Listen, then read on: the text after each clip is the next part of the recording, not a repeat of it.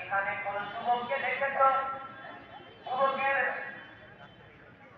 চেহারা অভয়ক, তার আকৃতি এমন, এমনকি তোমরা এমন অভয়ক আকৃতির, এমন শরীরের অধিকারী, ফিটনেসের অধিকারী এমন একজন যুবককে কি তোমরা মরুভূমির মধ্যে দেখছো? রাখালরা হবে এমন যুবককে দেখি নাই। তবে একটা যুবক আছে, এই যুবক সবসময় কান্না করে।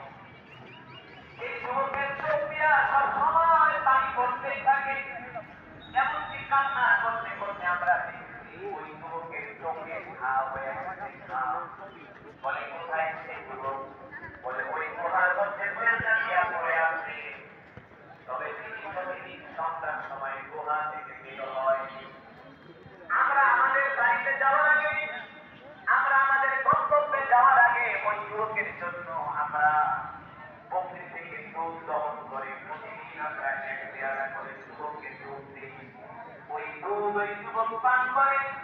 আমরা চেয়ে চেয়ে দেখি যখন যুবক দুধ পান করতে আসি, ওই দুধের পেয়ালা যখন মুখে নেয়, যখন তিনি দুধের পেয়ালা মুখ দিয়ে যখন পান করে, আমরা দেখি তার চোখের পানিতে আর পেয়ালার দুধ একাকার হয়ে যায়।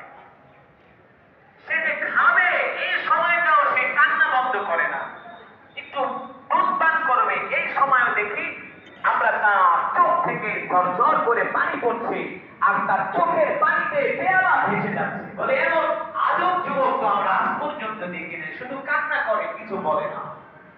আসমানের দিকে তাকায় শুধু কান্না করে, কিছু বলে না।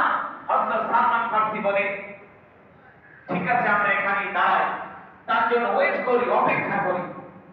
অপেক্ষা করতে লাগলে দেখলেন সালাবা গুহা থেকে বের হয়ে এসেছে। হযরত সালমান ফারসি হাত ধরলেন,